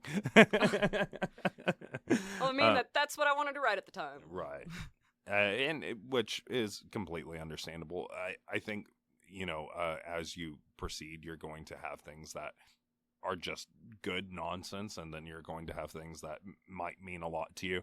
Like, a lot of the band's favorite songs that they make aren't other people's favorites, and then you get, you know, like, what was it? Eye of the Tiger was like just a random piece of they I know, It's but been so overplayed. So like with Eye of the Tiger, I think the story behind it was that they had to come up with 2 tracks for Rocky, or for not for Rocky, but for something else, and they spent all night like working on one specific track, and then like the last couple of minutes they threw together Eye of the Tiger, and that's the one that is like one of their biggest known. I think that's exactly the same thing that happened. I think it's Paranoid by Black Sabbath. Yeah, they just needed a song to finish out the record, and they're like, well, here's this stupid-ass nonsense song. And then it became, like, the biggest, the fucking song. And it's something me and Brian actually argue about a lot, is, you know, he's like, well, lyrics don't have to mean anything. And I'm like, yeah, they do. And he's like, well, lyrics don't matter. And I'm like, look, lyrics don't matter, but when they matter, they fucking matter, you know? And it's like, I get it. He's like, well, System of a Down, you know, has gibberish and stuff. It's like, yeah, but there's System of a fucking Down. Like, we're not... They're up here. Yeah. Their stuff is allowed to be gibberish. Like, I can't just come on stage and just... Like, it doesn't... They think we're fucking weird, you know? So, like, lyrics don't matter, but when they matter, they matter. A lot of my favorite songs I like because of the lyrics, you know? Yeah. And even this song that we're in the middle of recording, Not What You Expected, is one of, like, Brian's favorite songs. There's, like, not even a whole lot going on instrumentally. It's not, like, really interesting instrumentally, but, like, the lyrics and the harmonies and stuff, like, are really what kind of drive that song. And when I wrote it, I have no idea what it's about. I was like, these lyrics sound really good together, and, like, do the thing. And, like, Brian's like, oh, that song, you know, just made me really emotional. And I'm like, I didn't write that about anything. But, so it's cool. That's a cool thing about music. I can sing a song for one reason that I wrote it, and 1,000 people will sing it back to me for 1,000 different reasons. Have their you know? own reasons for it. Yeah. And that's the beautiful thing about music. That's magic. what I love about it. Magic. It is. So focusing more on your talent and your instrument, if you will, how do you keep it in tip-top shape? What do you do? Do you do anything? Do you do any, like, and if you don't, you probably should start, bro. No, actually, I do. I have learned, you know, most every other vocalist will tell me, you know, like, always warm up your voice before you get on stage and do the thing. And, like, that's true. There's only been, like, one show that I didn't do any just because I was so nervous. And, like, it took me, I could hear it in the recording. Like, the first 2 songs weren't as good as they could have been, but after my voice warmed up, like, the rest of the vocals were phenomenal. So I'll do, like, a little vocal warm-up, do, like, little humming and stuff, just like I'm sure for, like, some voice acting. I'm sure there's some stuff that, you know, you're supposed to do to warm up your chops and do the thing. I try not to drink really cold water before going on stage because it, like, kind of constricts my throat, and I don't like room temperature water is the way to go. And, of course, don't drink a lot of alcohol before you get up on stage and sing, because that'll really mess with it too. But I try to like sing a little bit every day, kind of, because if you don't even sing, even with singing, it's just like any other instrument. If you don't use it constantly, you'll lose it. Right. Like if I go, even like if I get sick with strep or something for a week and can't sing, don't want to sing, like don't push it. If you start feeling yourself hurting, stop. Right. Like you're gonna do way more harm than good. But even like after not singing for like a week, if like I'm sick or something, it's almost like certain, especially in the extremes of my ranges, like in my very, very low ranges that I struggle with, and even some really high ranges that I'm still working with, if I don't constantly try to work with those at least once a day, I will lose it so fast. Right. I was just doing it constantly. Practice, practice, practice, like any other instrument. You just gotta practice. Yeah, voice acting is the same thing. I am actually a little bit out of practice right now. I had some pretty consistent gigs for a while, and since I've been focusing on a couple of other things, I haven't put as much focus as I've needed to on voice acting. I'm working on it. I'm getting back into it now, and so for me, like now I'll get a job and I'll have to walk into my booth, and it's like, man, am I ready to do this? Like I haven't done it in a hot minute, so now it feels off, and it's like, man, I'm having to do this cold, and it's not. That's what it's gonna feel like for me when we finally get back up on stage for the first time, because like I'm still really new to being on stage anyway. But when we were consistently doing shows, every show I was more comfortable, felt better on stage, and now like it's been almost a year since we played a show. It feels like, or at least several months, and it's like, man, I'm gonna get back on stage. It's gonna get all over again. It's gonna be like my, not as bad as my first show. I probably won't puke, but it's the same kind of. You just gotta keep doing it. The more you do it, the better you get. And if you stop doing it, you're not gonna be good at it anymore. Yeah, absolutely. What's one part of the stage presence? Like, what are you doing to work on your stage presence, or what do you consistently try to bring that is going to like leave a resonating memory for the people whenever you get on stage? We've talked about Freddie Mercury and his stage presence. Like, what are you doing? Maybe not differently, but what are you focusing on, like, to bring that like ambiance? Because I think it goes for a lot of people. I mean, we were just discussing that as well. Like, studio performance is one thing. You can put out a fantastic album, but then whenever you get up on stage, like, the part of that is the performance. You know, not it becomes a little bit less about the music. The music's still important, but that and more about the experience. Right. Yeah, is what you feel when you do it. I ask myself that every time I get on stage. Like, what can I do? Because I'm still very much learning, and every time I get on stage, I have to, it goes back to the whole, well, get out of your own way. I've been so focused on like, well, what do I look like? It's like, it doesn't fucking matter. As long as you're having fun, other people in the crowd are going to know you're having fun. I gotta try to get myself to let loose a little more. I am not anywhere near the performer I want to be. I feel like I still hold myself back in a lot of ways on stage because I am my own worst critic, and because I'm just too focused on the wrong thing. So to answer your question, I don't know yet. I'm winging it every time I get on stage. That's Literally fucking fair. winging it every time. I don't know yet. But I do know the key is when you walk on stage being confident and cocky to an extent, but not like insufferable.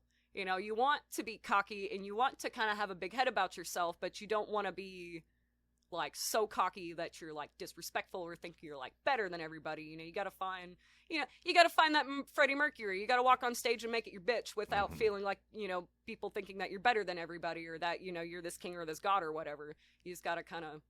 But I think that was just his personality. I think Freddie Mercury was just charismatic as shit, and that's that's like my goal, is what I aim to be. Right. And yeah, without a doubt, and I think they were already on a level that helped with that. Absolutely. So, but I think for every band, and there's a lot of bands that I don't think do it well, but so I think for me, that's one of the things.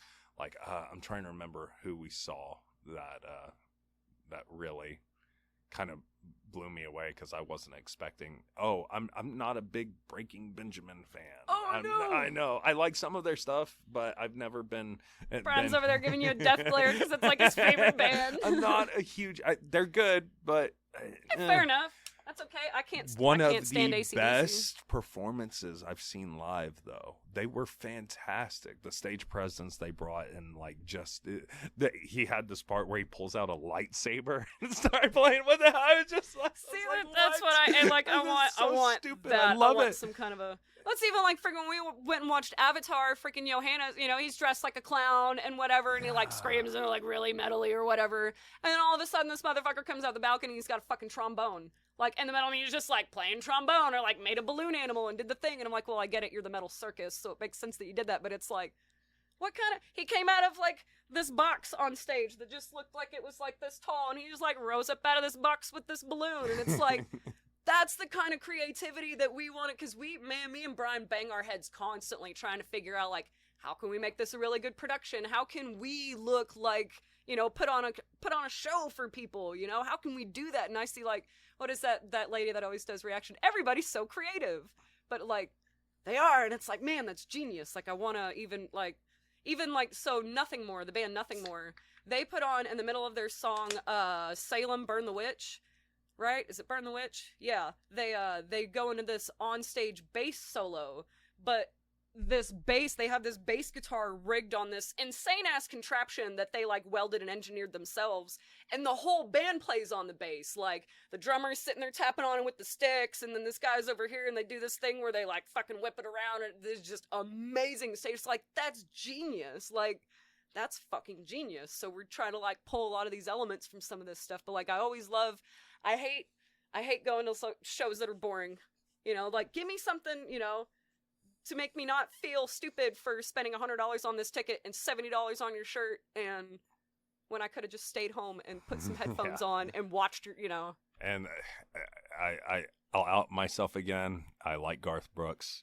I like Garth Brooks. I love, especially watching some of his old performances, like where he would run and there'd be like a rope that was hanging down above the crowd. He'd jump, leap off, and grab onto that rope and swing across over the crowd. That's metal as fuck for And a country guy. Dude, Like, that's metal it's as fuck for a country insane. guy. Zip line in, he would do all kinds of stuff. And then something as simple as he would play a song called Fever, and they would have water bottles around, and just every time he would get to the part, he would like smash the water and like fling it around and just toss it. It was just his stage presence. Like, whenever people, there's a reason he won Entertainer of the Decade and then Entertainer of the Year for like years on end. Like, his ability to put on a performance is unmatched. Now, some of it staged. Absolutely. It's everything's scripted. All of it. 99.99%. I think, sometimes whenever he pulls out a guitar and does requests, maybe some of them, but then it was still there's scripted ones in there that, hey, during this part in your set, this is what you're gonna do. Yeah, it's all right. scripted, Right, and then like he had this one where they were going off stage, but then he does an encore for where one of his guys comes back, his guitar player comes out and just refuses to go backstage and keeps playing, and it's just fun. It's even like I was super blessed in getting to see 3 Days Grace when they were on their Life Starts Now tour, like before Adam left the band and stuff, and I got to see him perform and do his thing, which, my opinion, one of the most iconic and one of my favorite rock and alternative metal singers. His voice is just, I love it. I absolutely love it. And when we saw him live, this motherfucker just like climbed up the stage, just climbing up the side, and we're just watching him. I'm like, oh my god, is he good? And I'm looking like, this motherfucker, he's not harnessed in. He's not like, bro, what if you fall? Looking back on it, turns out, like a lot of musicians in rock bands, they were on a lot of drugs. So that makes sense why that didn't scare the shit out of him. But I think even Brian said that he saw like the same tour and said something like, oh yeah, we climbed on the stage for ours too. And I'm like, well, maybe that was just in the show, but he did it so flawlessly to make it seem like, you know what, I feel like doing this right now. On the spur of the moment, yeah. But we saw Garth Brooks live, and there was this contraption around the drummer, and he like climbs up on top of it, and it raises up, and he's like hanging there in the air on top of it, shaking it around. It's like, man, you're having the time of your life. See, I want to do stuff like that, but we got to do it on a budget, on a right? budget, on a budget, on a obviously. stage that's like the size of an air mattress, Yeah. Fucking, it's, because we have all these cool ideas. We're like, oh yeah, we could do this and have this, and then like you look into how much, like, do you know how much lights cost? Like, oh my god. Started looking into it, and even like like even one of like those movers that you see most stages have like dozens of them. Those are easily $5,000 a piece. And like, so we have gotten more, you know, into the production side of things and more into like, we even, we actually get to work production for Coetzel this month, who sold out the Riverside Amphitheater in Little Rock or whatever, sold it out. We got to do that last year, but like, we can't watch shows now and just enjoy them. We're picking apart like, oh man, well, I really like how they did that, and oh man, look at those lights right there, and look at this, and look at that, or whatever. And it's like, you know, it's kind of like if you really like magicians and magic, don't learn how the tricks are done, because you're never gonna be able. It's like, I even told Brian, I'm like, I can't listen to music the same way I used to before I was in a band. I can't just listen to music for the sake of listening to it. Like, I have to, I'm listening like, oh man, those effects were really cool, or oh, I like that tone that he had on his guitar, or like, man, that drum beat's really sick, like, I really like how he did that there. And most people are like, it's just a song, bro. I'm like, it's just, I can't just enjoy it for the sake of it. No, I can't turn it off. The magic is gone. I see through the smoke and mirrors and want to figure out how the smoke and mirrors work. Favorite song to perform live? I don't know if I asked that. Yours or a cover? Probably Love is a Battlefield, and I hate to say it. I hate to say it because I'm not a fan. I don't like doing covers, but I understand it's kind of it's a necessary evil, you know, and I'm not knocking bands that throw a bunch of covers in their set. Like, I get it. People want to go to shows and sing songs that they know, but because Love is a Battlefield hasn't really been revamped yet until now. But, just the looks on their faces, you know, we talked about that earlier, like one of my favorite, you know, was getting on stage the initial very first song when we start our set and watch the crowd go. Because people really love, like, we even had, like, my stepfather-in-law, he's a very, you know, old school, really loves, like, old school black and white westerns, really likes old school country music and old classic rock, and he's like, look, like, he goes, I don't care for that heavy stuff that you do, he said, but that cover, he's like, that cover is amazing. And so, like, that one, I think, is my favorite to perform, because it's the one song that everybody knows, and they love it. It gets the best crowd response. I think that's why that one's probably the most fun for me to perform. It's not my favorite to perform, but it's the most fun. Yeah. And obviously that goes back to like the live performance, the feedback from the crowd versus what you're putting out. I can see why it would make it your favorite. Yeah. So. And that probably Siren, our closer. It's one of my favorite songs to sing, because for me, I feel like, you know, that's like, to me, that sounds the most, like, radio-friendly kind of, we always joked about, man, well, if we ever have a song that, like, makes it big, like, I bet it's gonna be Siren or whatever, but I really love, because it's just so powerful and just fucking hits a lot of my pretty highs and stuff, and it's a lot of fun to play. Oh, man. I'm excited to get your recorded versions of everything. Oh, man. Hey, you know, if y'all want to donate, because recording's expensive. Yeah. Well, yeah, seriously, if you guys got a link, you need to send it to us, and we'll put it in. We got ours on the cheap end. We're paying for full recording, mix and mastering, not as much as we expected. So, it's still expensive. And when people told me, like, oh, this is like, you know, the industry standard for about how much, like, it costs to record an album, it's like, and you're paying us how much for a gig, and then we gotta pay this much for an album? Like, ooh, like, you have died from exposure, you know? Yeah, like, I get it. It's expensive, so if y'all want to hear more recordings, y'all donate, buy my merch. Yeah, seriously, give us links to everything afterwards. Well, I'll give you a chance to plug if you have the plugs. If not, like I said, give us the links. Get, you know, if you have your Patreon, your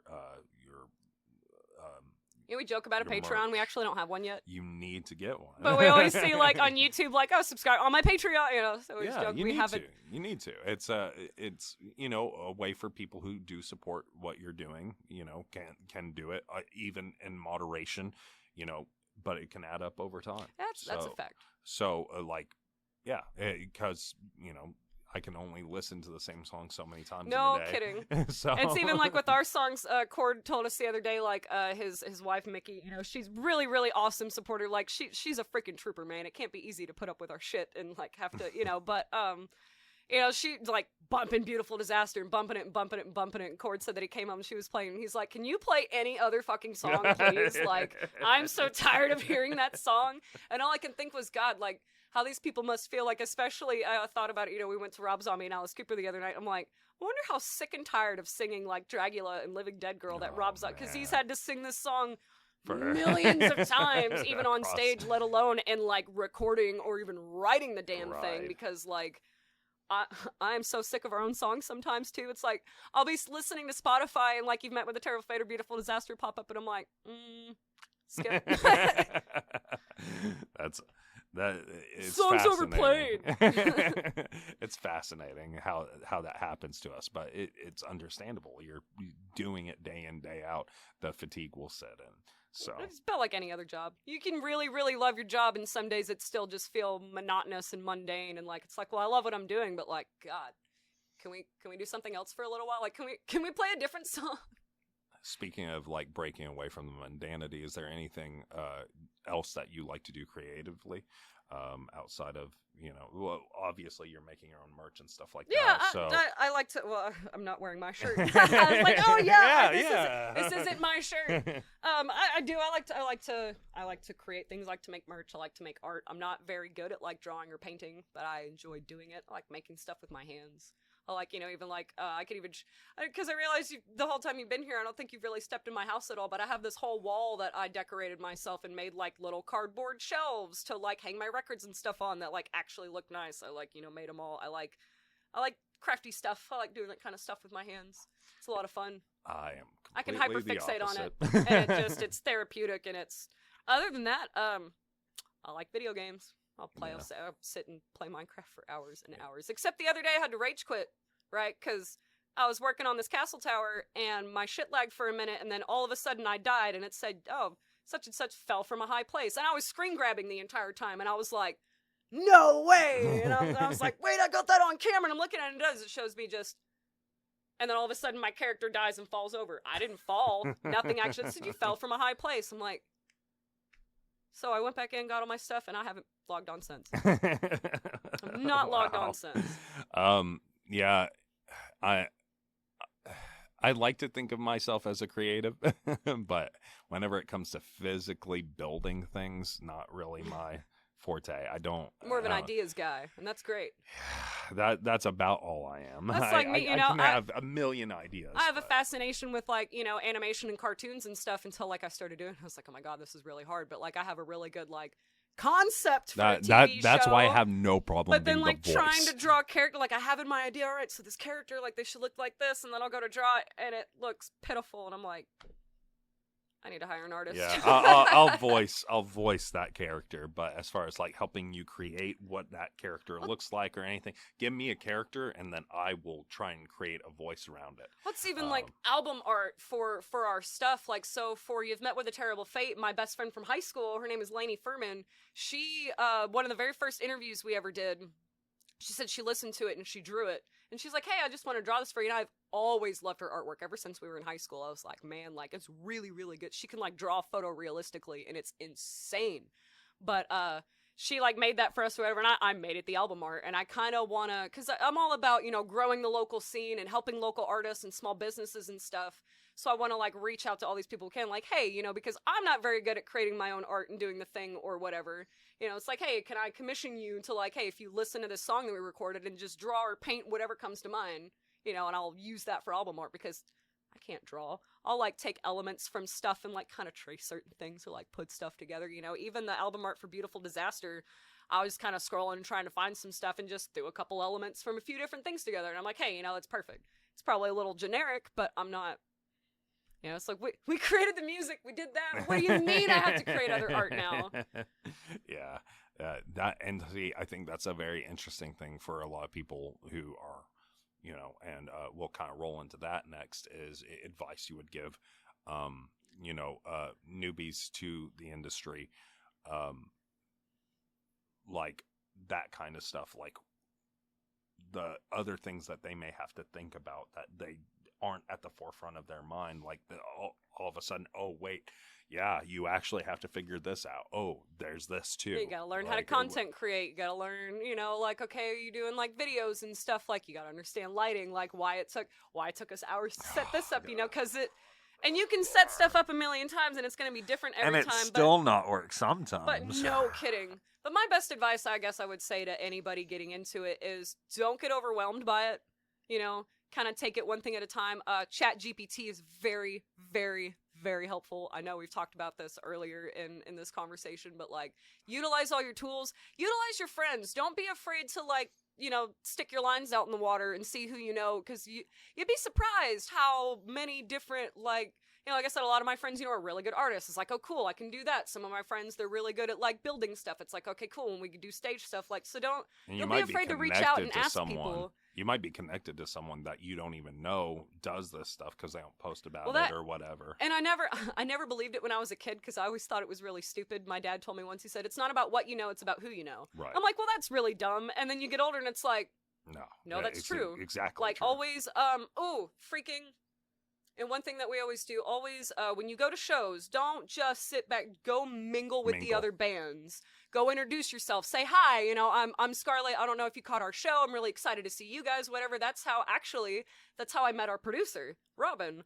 Was his band Dark from Day One. They played the same Spa City Rocktoberfest we did, but they were much, much later in the set. We were one of the openers for that show. We ended up dying in the heat. It was like 90 degrees in the middle of October. I was dying. I was dying. It was bad. But so we went and we mingled and did the thing, and I went backstage and I was talking to him. I was like, oh man, I'm really excited to see your set and this and that. Like, we're this band and we're up and coming. And Robin's like, hey, and wrote down, and I still have it in my wallet somewhere. He wrote, you know, his name, Horizon Studios, and wrote his phone number down. He said, call me when you're ready. And then like 2 years later, we were finally ready and we did it. But like, go mingle, go meet other bands. It's not, like we said, competition happens at the bottom. Don't do that. Don't look at all these other people as competition. They're not. Most of the time, they just want what everybody else does. They just want to, you know, do the music, do the thing, bring the scene together, have more local music, and just spread our love for music. Go mingle and talk to people. Don't be afraid to just walk up and give them your card or shake their hand or whatever. Like, and don't be afraid to ask questions. Don't be afraid to ask, like, hey, how do you navigate this? You know, like marketing and stuff. It's just my best advice is just don't be afraid to put yourself out there. Don't be afraid to ask for help, and always mingle with these other bands, because like, it's not about what you know, it's about who you know. Plus, like, other musicians are pretty cool for the most part. We're all a little mentally fucked up. That's why we're musicians, but like, really awesome people, really, really awesome groovy people that I would have never met if I didn't have the courage to just walk up and shake their hand, you know? Right. Well, this has been lovely. This has been... It has. Thank you for not asking me any questions that I would have been like, Yeah, but I've had a really good time. Thanks for having us out. Man, thanks. It was a really enjoyable experience. I'm really excited to see what you guys bring in the future. I'm waiting with bated breath. Oh man, I know. It's gonna be worth the wait. It's gonna be worth the wait. We're taking the rest of you off to finish recording, get our EPK together, put a really good show together, so that when we do come out kicking at the beginning of next year, like, we could put on the show of a lifetime. Okay. And is there any last minute plugs you want to throw on that you can think of? Otherwise, like, we're still gonna link it, you know, obviously. But if there's we're Dissentious on Facebook. You can go follow me. I'm Scarlett Moon on Facebook. I'm probably one of the only Scarlett Moons, I think, on Facebook. Or you can find me through Dissentious. She's shaking her head. No, I'm sure there's millions. It's a very generic name. Whatever. You come up with a stage name that's better. I think Scarlett.Moon13 on Instagram. My band, I think, is Dissentious Band on Instagram.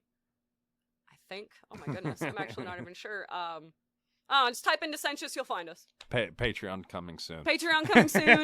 Merch website coming soon. But if you do want a t-shirt, they are $25. We also have shot glasses and koozies. Say only you can prevent empty venues, because only you can prevent empty venues. Really, if you just like holler at me on social media, well, we can figure out payment and get one sent to you. But we do plan on having a merch site soon. Cool. Hosting websites is expensive, turns out. So everything's expensive. Yeah. So if you want to make a donation so we can make this shit happen faster, like our Cash App is Scarlett Moon's broke. So that's great. We'll talk to you guys in the next one. We've been talking with Scarlett Moon of Dissentious. We'll see you in the next one.